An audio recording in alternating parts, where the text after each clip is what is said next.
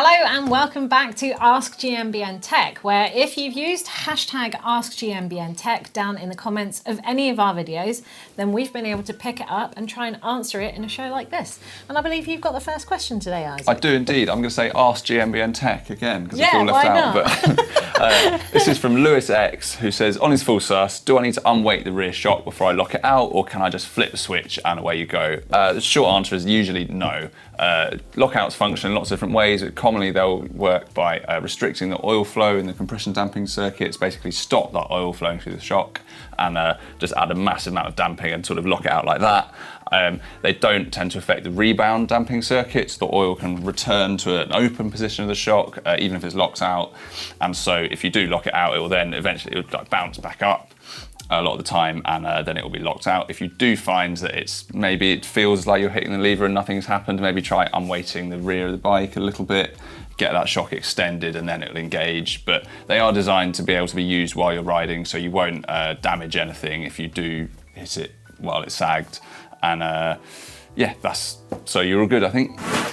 Question number 2 from Dave Sanderson here, who says, what is do-it-all geometry? Yeah, good question, because can a bike really do everything?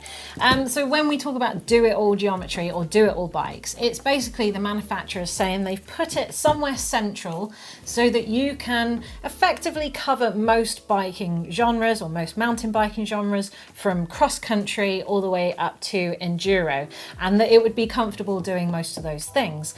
Some of them might sit a little further down towards the cross-country area, but they might be capable of doing enduro, or they might be a trail-y kind of bike that is capable of doing cross-country and long-distance rides. So looking at, for example, my Spectral 125, it's 125 mils of suspension in the rear and 140 in the front. I would say that's kind of the trail end, but I have done a cross-country race. In fact, we did it together, didn't we? Yeah. On our Spectrals, and it is capable of doing cross-country.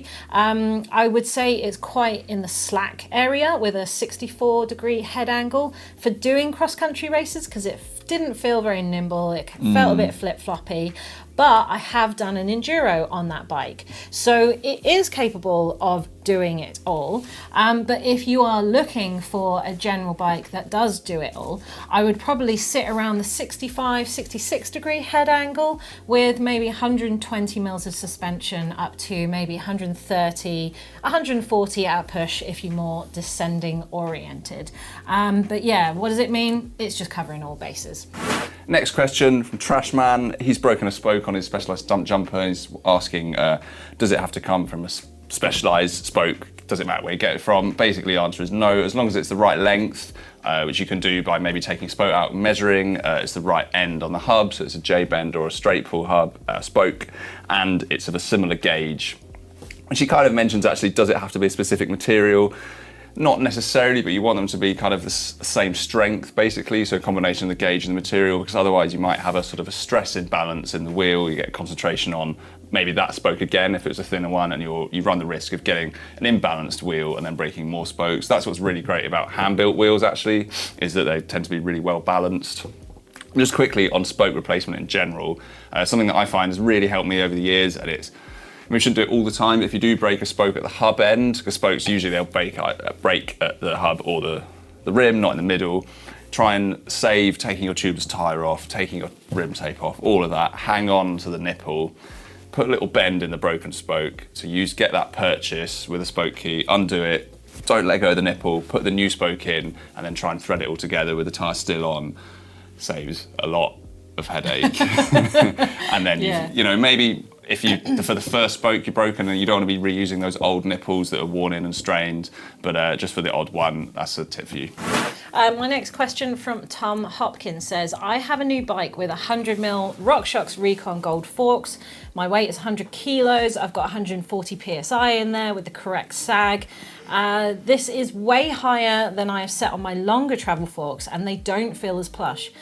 Should I reduce the pressure?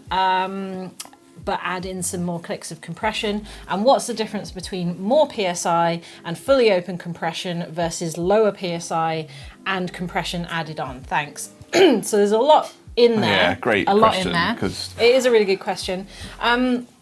First off, I mean, comparing 100mm forks with a longer travel fork is going to be tough anyway. If you imagine, so could you hold this for me? Of course. Thank you. Oh, wow, look so, at this. This is not a great example, but if we imagine that these are exactly the same damper, but obviously this is a longer travel fork here. Exactly the same. Yeah, exactly the same.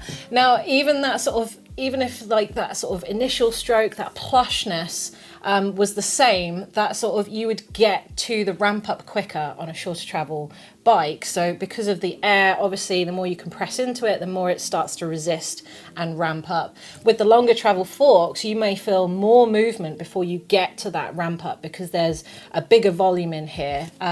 So the longer forks will always feel plusher. And that's assuming that, you know, everything is the same. You may have a better damper in here. There may just be a nicer fork overall than the RockShox Recons that you've got. But just to sort of give you a generic idea of the difference between air and compression, air is something that will give you support all of the time. So it's resisting the force of your body weight on the bike effectively. Compression damping resists forces of speed, and it will be at specific times. So for example, high speed compression damping slows down that compression when you hit things at really high speed.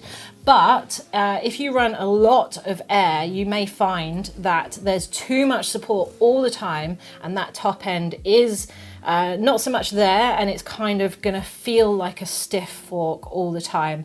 But no amount of air is going to stop support you in a high speed hit, for example. You're still going to need that sort of high speed compression damping. Equally, if you take a load of air out, it may feel more plusher, as you say, and more supple because it's taking longer to get to that ramp up.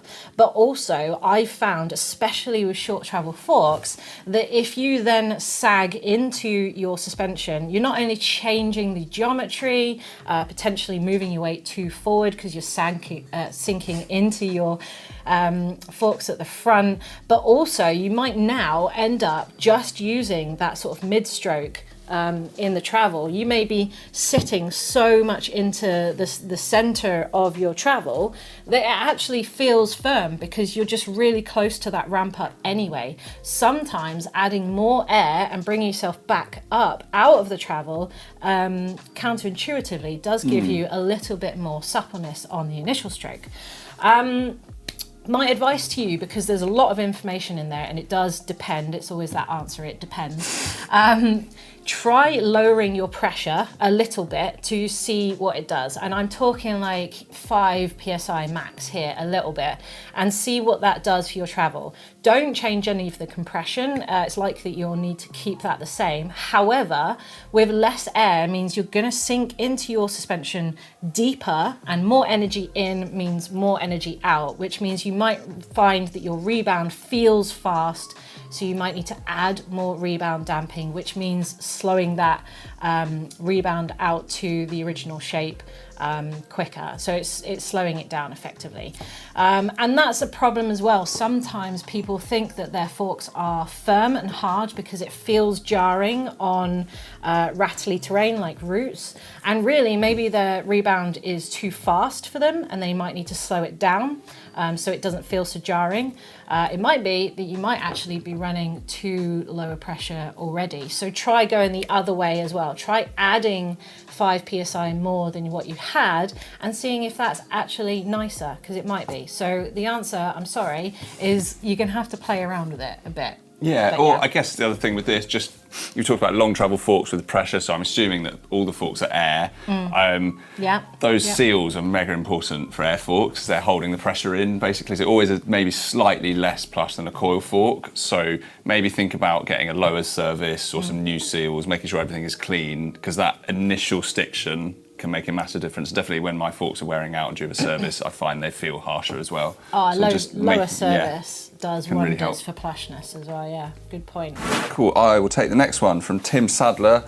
Says, first block of UCI mountain bike racing complete. He's asking for a full tech breakdown, a crazy stats episode with looking at all the bikes. What's been the most successful, the most popular, who's got the biggest budget? To answer you on this, basically, I've been researching a few videos for this, actually looking at all the different builds. It's taken ages across XC, downhill, enduro. We're breaking down all the bikes. So there's a lot of consolidation, really. Like people use Fox and RockShox and Shimano and Tram. But we've looked at drivetrains, we've looked at all the parts to try and figure out what's popular, what's not. Basically, if you're ESI and you're selling Racer's Edge grips to every cross-country World Cup rider, then good on you. So keep an eye out for that video. We'll be breaking down all the builds, talking about tyres, talking about pedals, everything else on the bikes that I can find out, and how much they cost and that kind of thing. Cool. So that's at the end of the season, is it? It's when we make it, yeah. Oh. But it's ready to go. Watch this space. Okay, that's all my questions. Are you all out as well? I am. Excellent. Yeah, better get using the hashtag then.